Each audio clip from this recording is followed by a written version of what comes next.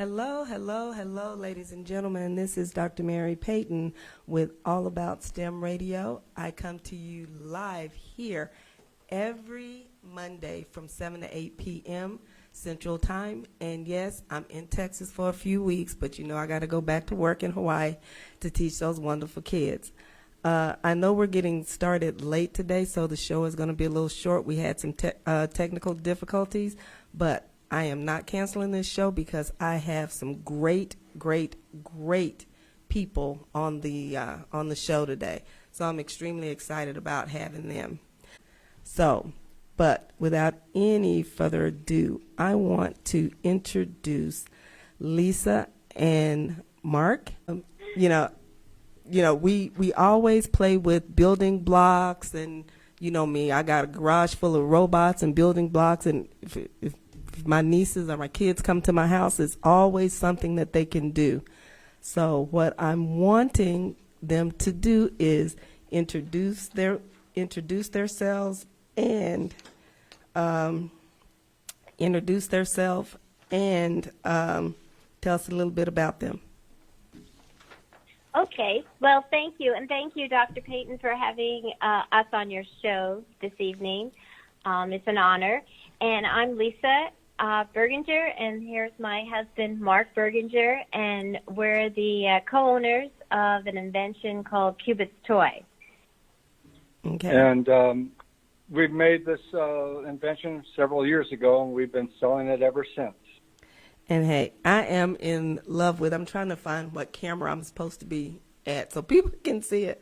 I'm in love with this thing because it's big enough to where, you know, you can really see what you're building. You can build real big, you can build real high, and you don't have to have extra pieces to put together. But we're going to talk about all that in just a moment.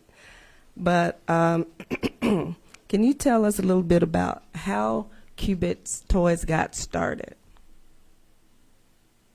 Well, it's an interesting story. It's actually started very long ago. I was in high school, and I was in a senior class where I was taking college classes as a senior in high school. Okay. And he came up with a challenge in class to build a modular object. And I had been a fan of Bucky Fuller, so I thought about geometry right away, and I started to build a geometric object with prisms, which are just really extended triangles. And I stepped them, and I made an arrangement of them that I found that would work really well as a modular object. So I handed it in. I got an A for the class. And I just kind of kept the whole idea in a box. So then you can fast forward a little bit into college, and I continued to develop that idea, and I built more models. And by this time, I was in San Jose State University, and I was an art student, graphic arts, and I really flushed out the idea at that time, and it was pretty complete at that time. But again, it just ended up as a cardboard model in a box. And now, fast forward, I was in the Air Force, and then later on I got out, and I met Lisa, and we got married. We had children. Many years had passed, and one day the school where we were at canceled art and music. This is in California when they started to turn that whole thing off. And so we would volunteer to teach at school in our children's classrooms. And one day, Lisa suggested that I take these models that I had made so that we could bring them to the class and let the kids play with them and see how it turns out. And so basically what? That's the beginning. Yeah, I said, let's make this possibly into a toy. And it took a while, many years, and some help from some people, and we made it into a dream that we had. Now, when you took it, and that's how. I'm sorry. Now, when you took it into the classroom, was it still cardboard, or had you converted it over to the bendable plastic that you have now?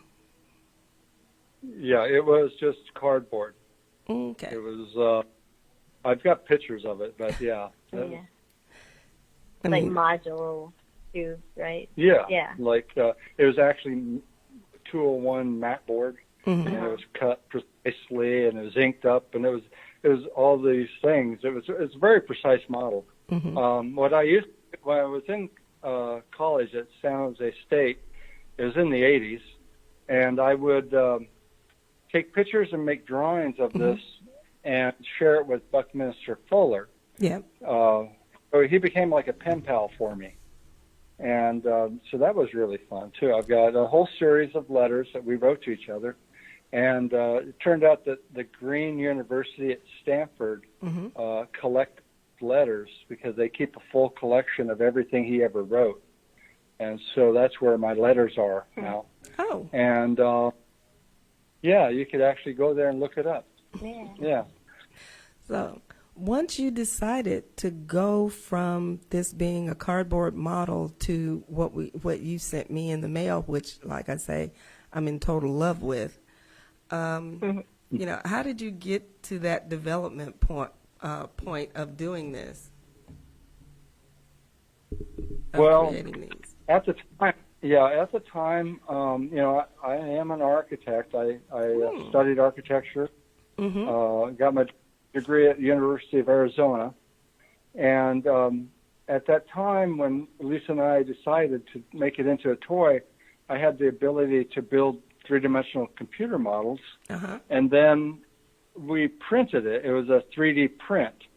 But back in those days, I mean, this was the very, very beginning of 3D printing, and the 3D prints were made with cornstarch. Oh. And but they were solid and they were pretty dimensionally accurate.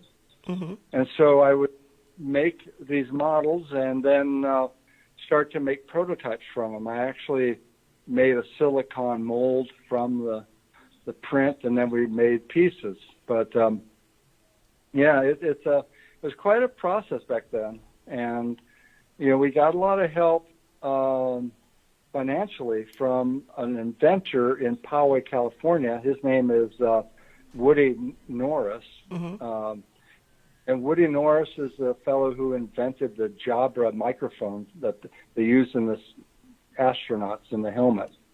And so he was looking for fledgling inventors to help, and I raised my hand and wrote him a nice letter. And he said, "Hey, this is really fun. I like your idea. So let's get behind it." And so he helped with the patenting on the product, and then he also helped with the prototyping at that time.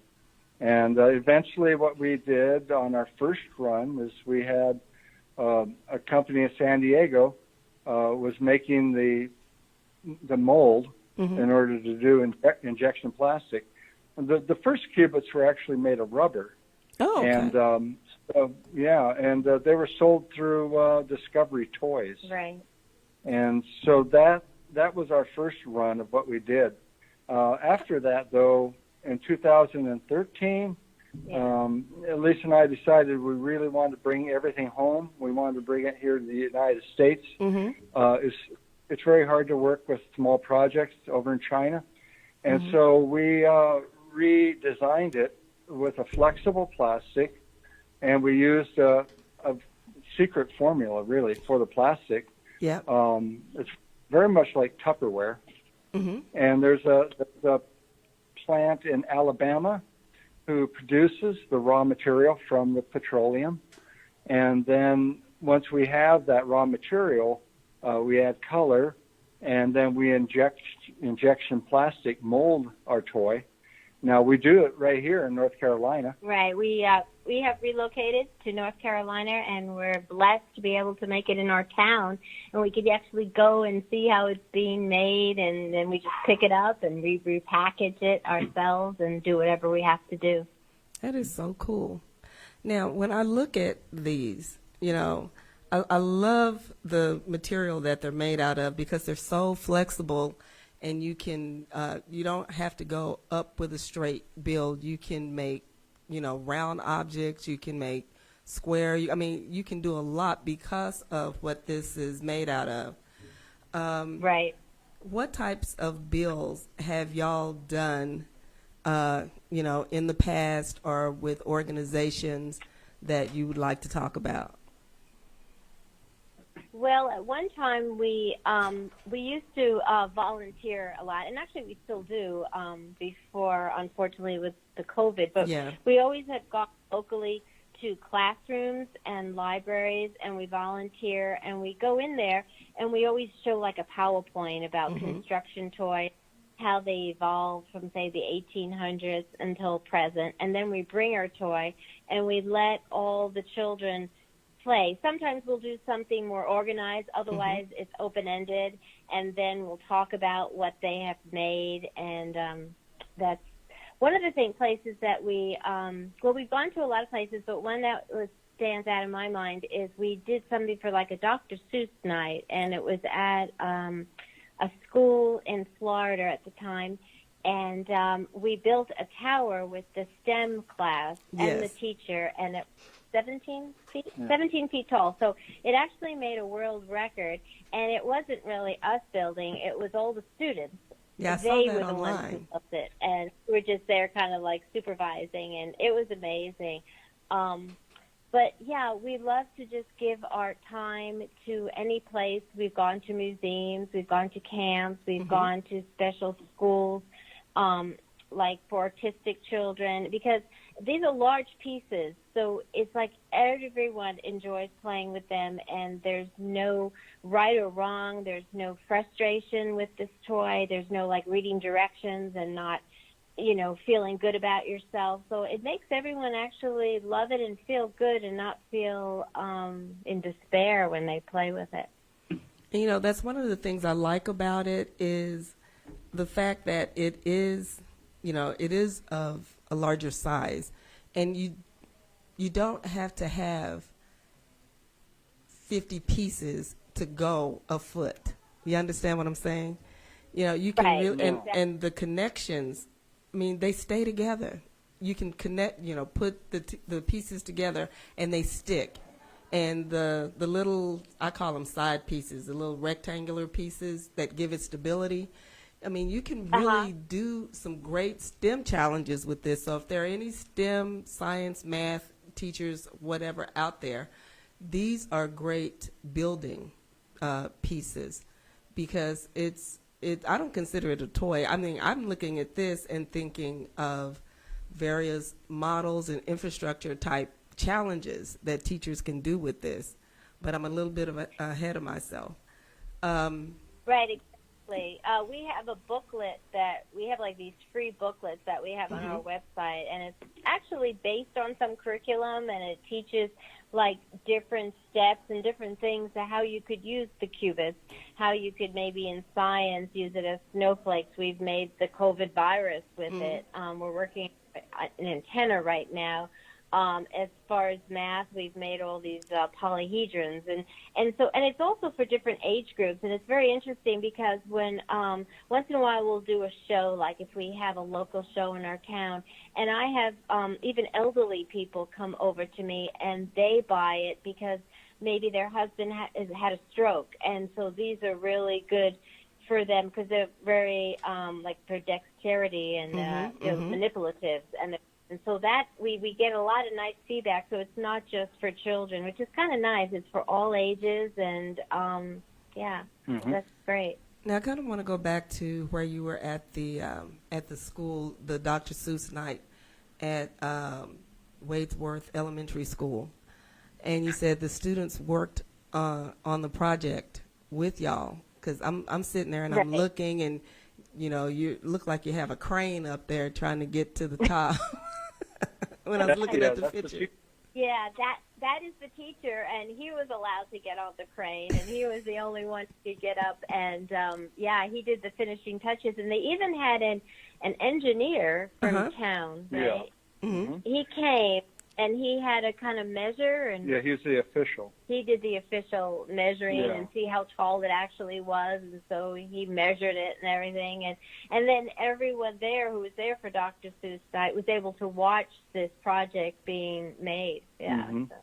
I mean, that is so cool. Now, I'm looking at this and, thinking about being able to use these in school, because you can use these in so many different disciplines. I mean, if you're using them in mathematics, you can make rectangles, triangles, squares, octagons, pentagons, just by how you put these together. And I love the fact, as I said earlier, when you snap them together, they stay together.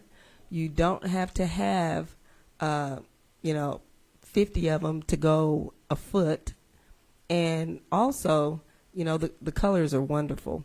But there was one thing that you had sent with me in the mail, and it was 2 pieces put together, and it had a bead in there. Can you tell me a little bit about why you had to have that bead in there? Because I noticed I couldn't take those 2 pieces apart. That's right. Yeah. Well, okay, like we do a lot of displays. Yes. Let's say we're at a school. Or let's say we're at a street fair. And we build a bicycle or a car or a rocket or a bridge. And the little ones, 5, 4, 6, they'll come up to those things and pick them up and either want to sit on them or they want to push them over. They want to do things to them. Very well, they would, sometimes disassemble. And so we found that kind of frustrating. And we didn't want to always build. So the idea came upon us that if we were to just pop a little bead right into the clip, that the bead would hold it together where it won't come apart. But it's so simple on the back side of the bead to push it with another Qubits, the pointed end, just point, and you can pop the bead right out and disassemble it too. So it became our way of locking our pieces together. So then the kids at certain places could actually play with them and pull them and just have a good time. Like sometimes in the classrooms, we'll have a sphere and they'll play catch with it. I mean, kickball. We had one time where they used it as a bowling ball. Yeah, they did a bowling. That was a fun one. That was fun. They had pins from their classroom and they used it. I mean, this is their imagination, and we learned from the children as well. We learned so many things. Right. And that's what I like about it. You said they use their imagination. I know I was looking at something on YouTube last week when I was doing some more research on this, and someone had made like a wagon. They had made like tires, and they were pulling it around the yard like a wagon. So it Right. just depends on the students, the child's, the parents' imagination. And you spoke a little bit about little kids 5 and 6 wanting to touch and sit on and pull things apart. What age groups did you target for this, or as you mentioned earlier, it can be for all ages? Right, exactly. We always say it's like from ages 4 to 104 because it depends. The little ones can make certain things, but then we get into the high school. We used to go to classes for DECA, and they were learning all about how to start businesses and studies, and they would make amazing things because they're high school kids. So it just depends. It's like whatever level you are, you can create with it. It's just an amazing thing. So it is for all ages and adults, and it's great for the parents to work with the child, and they get that special bond. And then when students in classrooms, it's very big with teamwork, and that's very important too. And the kids learn to be with each other, and they learn to work with each other, and that's very important because say they want to build a bridge or a tower, you wouldn't want to do that by yourself, so you maybe need 10, 15 kids, and then you all get to work together. So you're also not only learning to build, but you're learning to work together. The library once, we had the kids, it was the girls versus the boys, remember, and they each had to build a tower. And one of them had the librarian. I think it was the girls. She had the librarian helping them.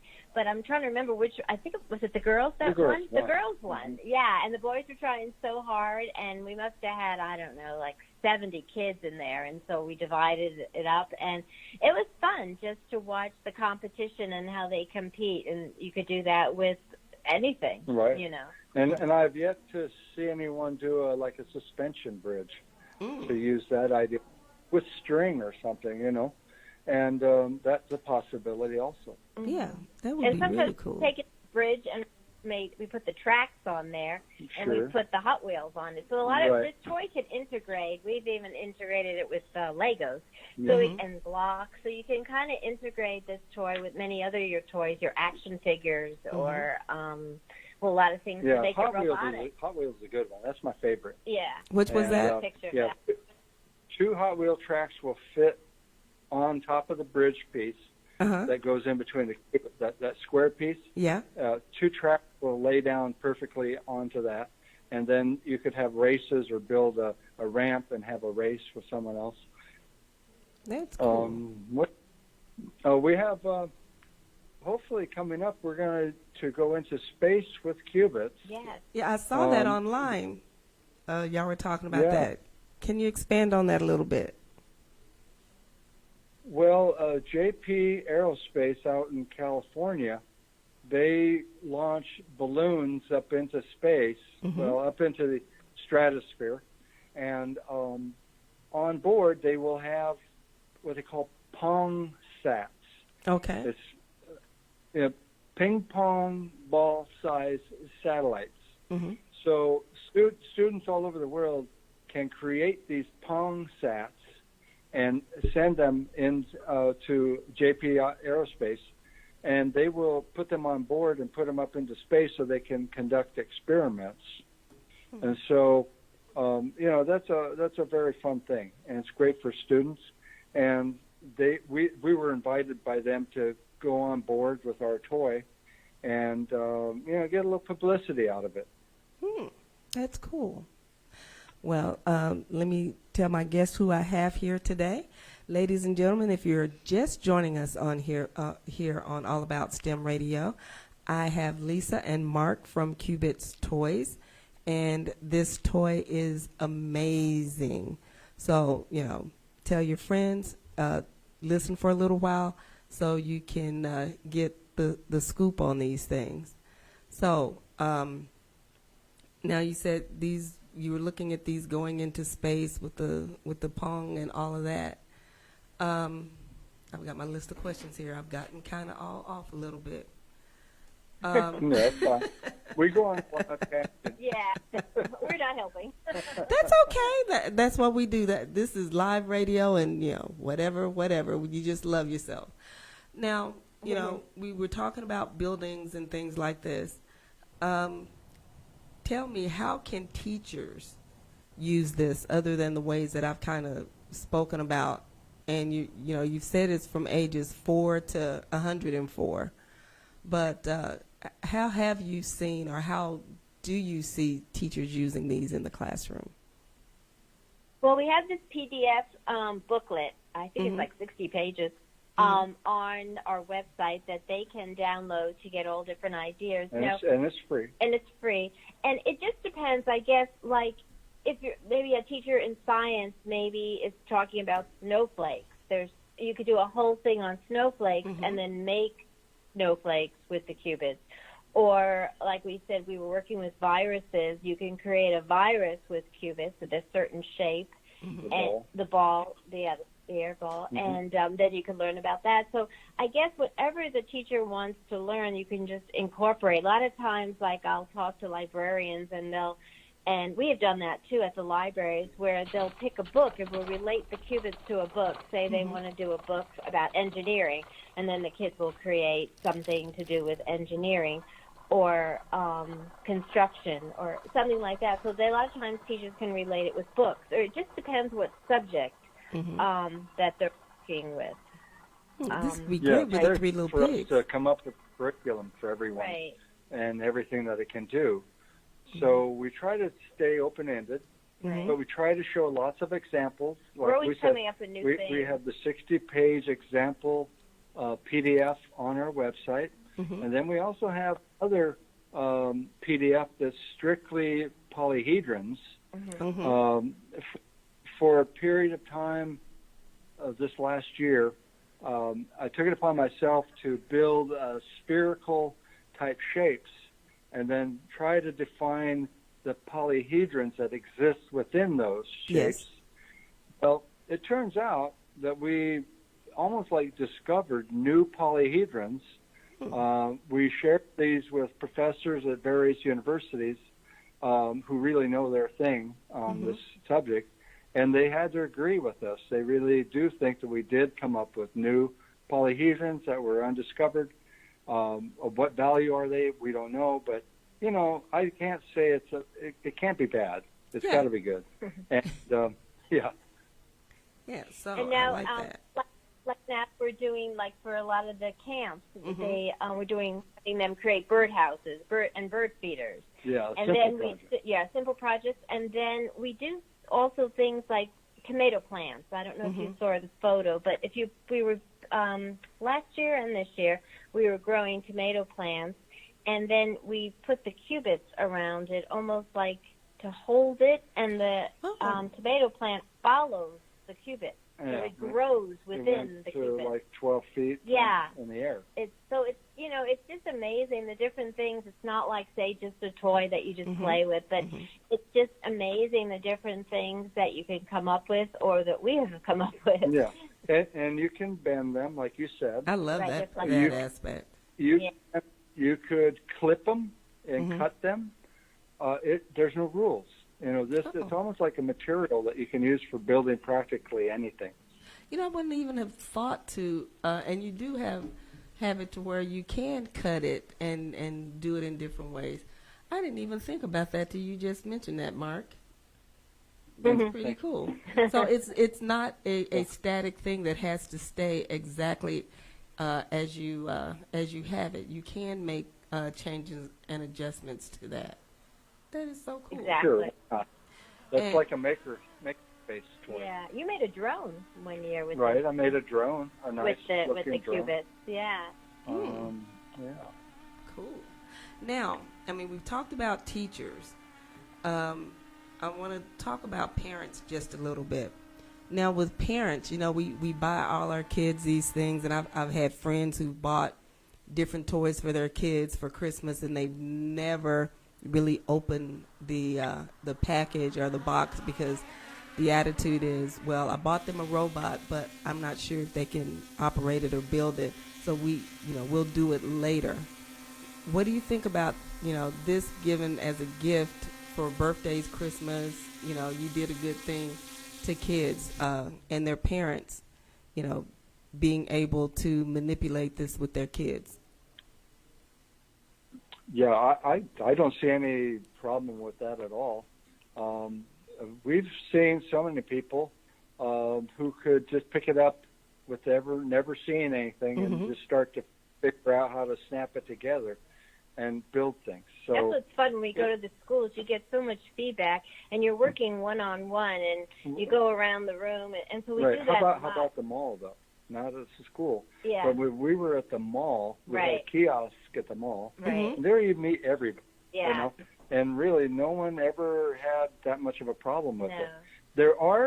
We do come into some resistance sometimes when somebody has a real strong mindset that they need to be told step by step how to do things. Yes. And those people become very frustrated with us because we keep saying there are no step-by-step instructions on what to build. Right. We show you examples. We show you how the pieces work, how they do snap together. And after that, it's up to you to really do it. Because, Lego, let's say Lego, for example, they have 4,000 different shaped pieces. Mm-hmm. So on an instruction manual, they could have part A, B, C, D, and they all look different. And so you do need to use them at different times. Mm-hmm. But when we try to do that sort of thing, it's like saying we have part A and we have part B. Okay, so now take part A, put it together with part A, and then again part A, and that, it doesn't make sense. So it just doesn't relate that directly to step by step.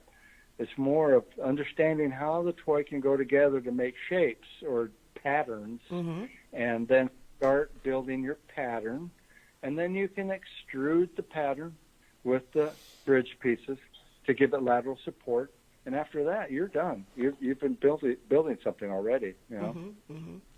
Because I was looking at the instructions sheet that came with, and I don't think I brought that with me. The instruction sheet that you sent to me when you sent me the Qubit, and it just it showed you how to make just basic shapes, and you could just build from that. And that was like just those basic shapes, and it's a good way for children to learn how to do their shapes. And it just happens that those basic shapes, those are the simplest shapes made with 6 pieces. Yeah. And those shapes actually show up in snowflakes. If you study snowflake patterns, each one of those shapes shows up in the photomicrograph of an ice crystal. It teaches them about symmetry, and modularity, and how nature uses it.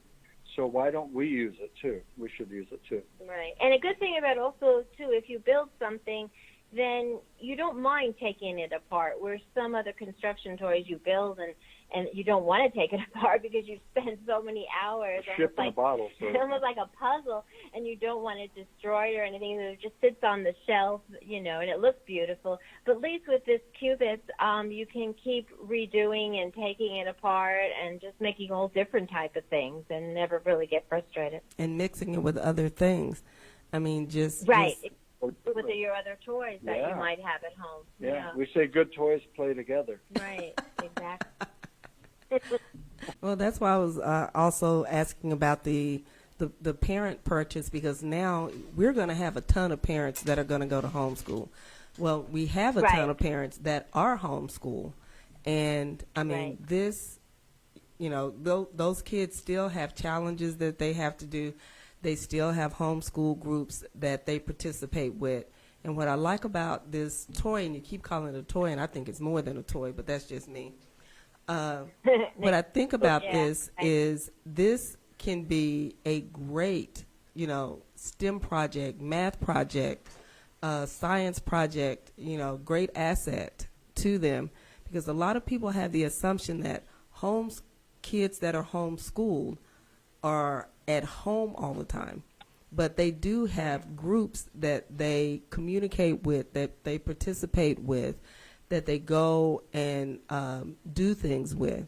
So this would be a great thing for a homeschool organization. So I hope y'all are looking at this, because I'm here on Facebook Live with doing the show, and I've got the toy going here.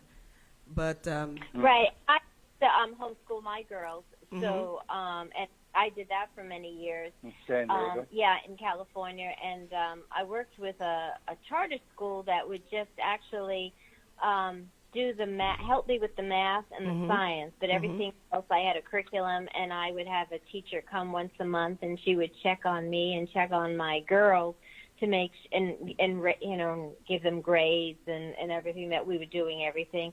And so homeschool people. And now they've been top honors graduate of their university. Yeah, I'm so glad I homeschooled them, because it was great for them, and I loved it too. Yeah.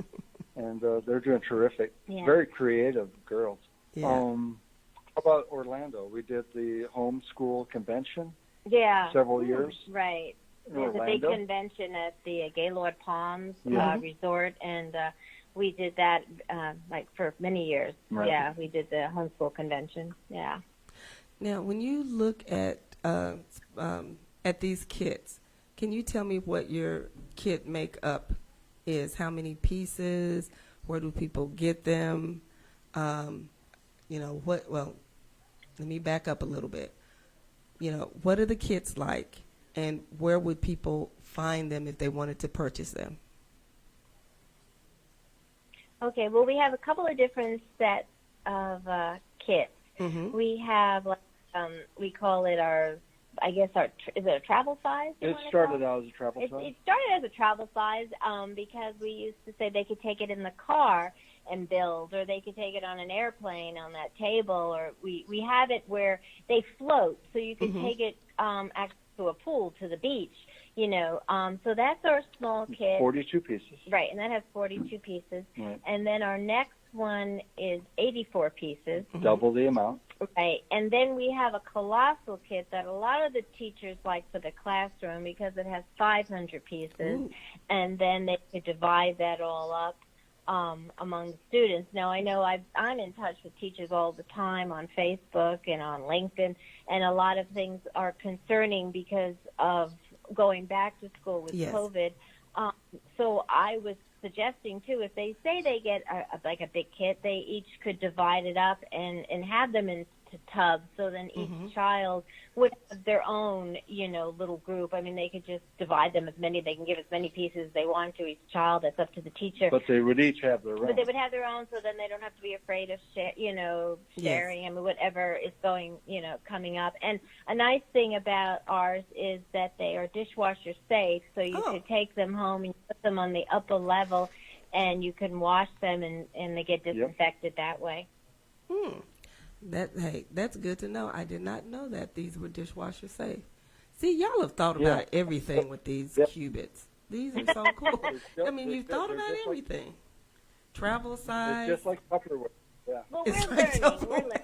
Yeah, that's why we've been doing this for many years, and we just feed off each other, and it's just my husband and I, and once in a while one of our kids will help us, but that's it. And then the person who makes our qubits, so it's a very, very small company, and so we change hats a lot, and we love working together, and so it's John and his wife, they do the injection work. Yeah, that's right. And they're literally 30 minutes away from us. Yeah. So that's it's a community affair. Now, right. Yep. For my audience, would you please tell them what's your social media or website and how to order the qubits for me? Okay. Well, the best way is to go to our website, and it's Qubits Toy, QUBITS it's one word, .com. So that's our website. And from there, you can find everything. If you just take the time and click through the hamburger drop-downs and all the rest of those things on the website, and you will find the click-on for Facebook or Twitter or Instagram or YouTube. And then from there, you could read our blogs. We've had articles been written. Some of those articles get a lot of traffic. And then we have all of our items are there. We have the 84-piece kit, the 42-piece kit, the 500-piece kit.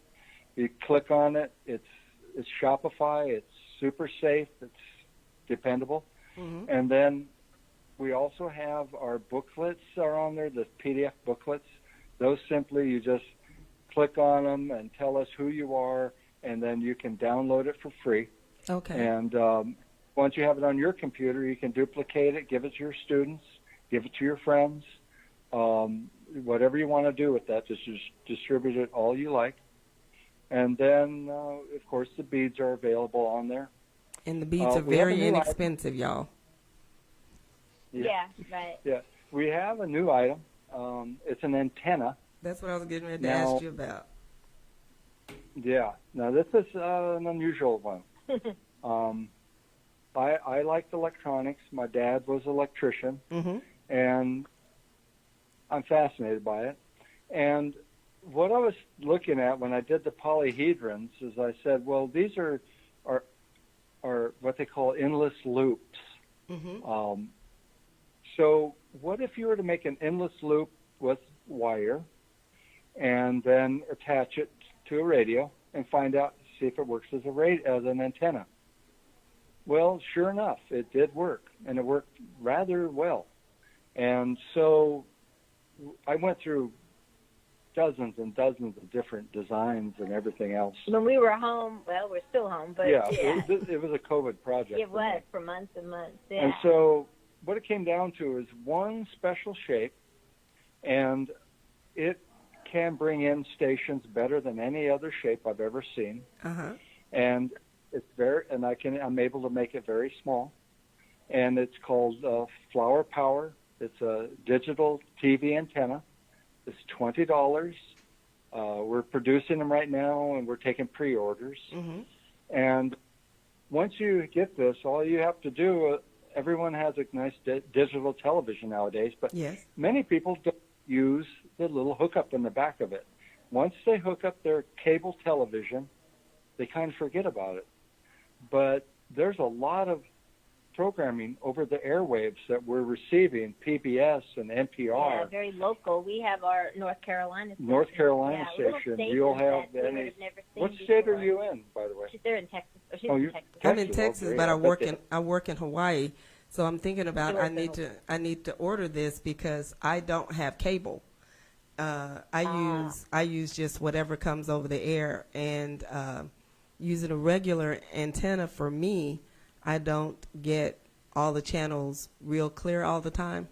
I may get out of the probably 12 channels that we have, I think I get maybe half of those clear all the time with just a regular antenna. You'll get all 12 with this antenna. I'm quite sure of it. And actually, we have another antenna that we are not selling right now, but it's got an incredible amount of power. It can bring in, we go from 9 stations up to 17. Wow. With changing this. But the 9-station antenna is really well. I mean, it matches everything you can buy, like in the store, like at Walmart or whatever, for your $20 antenna from RCA or actually Amazon's antenna.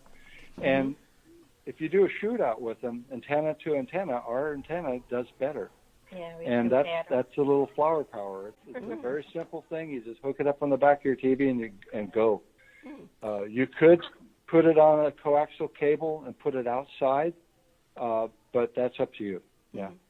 Now, right now, are you still running the special till the end of June for that antenna? Yes, we are. So, in fact, we'll probably run that special for 6 months. Okay, tell the audience what that special is, if you don't mind. Well, normally it's a $30 antenna, but it's $20. It's $20 online. And what is the size of that? I saw it online, and it doesn't look. I couldn't determine what the size is. Well, if it goes in the palm of your hand. Oh, okay. It's about the size of a qubit, really. I mean, it's small. I mean, qubits are big, but the antenna is small. Right. A normal antenna is 1 foot by 1 foot flat panel. And this antenna is 3 inches in diameter, and that's it. It's a circle. And it's flat. Yeah, and it looks like the cutest little flower, y'all, you ever wanted to see. We're 60. Yeah, it brought back memories for me. I'm like, oh my gosh, when he showed it to me, I'm like, oh my gosh, I used to have that on my loose leaf book. We put all our little flowers on to decorate our loose leaf when we went to school. And that's what I thought about when I saw it online last week. I'm like, this is so cute. So that's one of the next things that you've got coming up. I like those. So I will be ordering one of those. Thank you. Yeah, you'll have to send it to me on the island, but I will be ordering one of those because if it's going to get me more channels, and it's not that I'm cheap, that I don't have cable, it's that I can watch so much other stuff on YouTube, but I need to watch the local news and their local channels that I like to watch. And if I can get them better and clearer, I'm going to give this a shot. Well, hey, I have Angela over here waving at me because we're going over time. But you know what? And that's okay.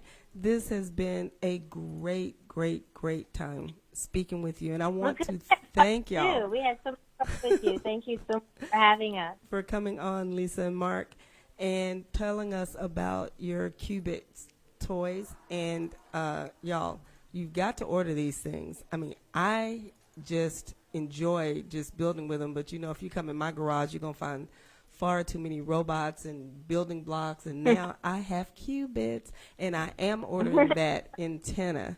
So, ladies and gentlemen, we want to thank our guest, and also I want to remind you next week we have Marcus Parker. He is an author and a motivational speaker coming on the show. And don't forget, All About STEM Radio is always looking for outstanding guests. So if you know of anyone that would love to join me, please, please, please hit me up at allaboutSTEMradio@gmail.com. And Lisa and Mark, I want to thank you, and I'm quite sure we're going to see you again, or you're going to come on again, because this is not it for y'all. It was so much fun. I love to come on again. Thank you for we have having more us. stories to tell you. All right, thank you so much, and bye-bye. Take care. Bye-bye now. Uh-huh.